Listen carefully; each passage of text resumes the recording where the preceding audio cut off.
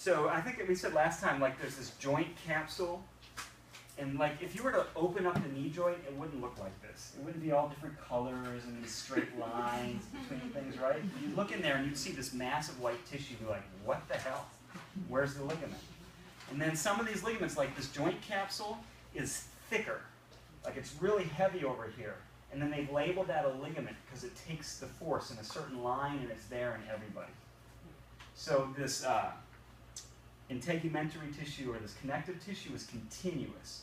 Every bit of connective tissue touches some other connective tissue somewhere else. So that has an effect. So if you were to jump,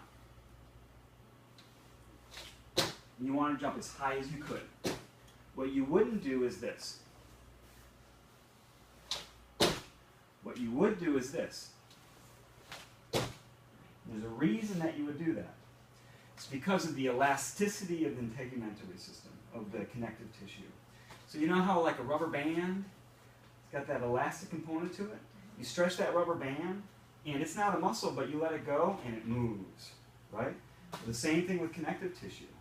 If you're going to jump and you do this movement, you start off with a certain amount of energy in the body, and as you lower your center of gravity, you store up some of that potential energy. It becomes actual energy stored in the elastic properties of the tissues. And when you go to jump, it springs back.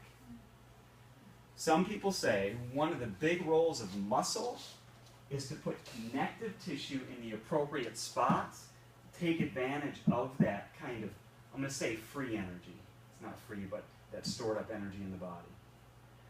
The muscle can get an assist in its actions by using that connective tissue and that elastic quality of it. That's really cool, right? And that blew my mind. So when you walk, especially if you walk fast, so my leg swings back, right? There's a phase where my leg is swinging back. Well, that swing back then, at a certain point, the muscles through the hip flexors, they contract. And remember we talked about isometric contraction?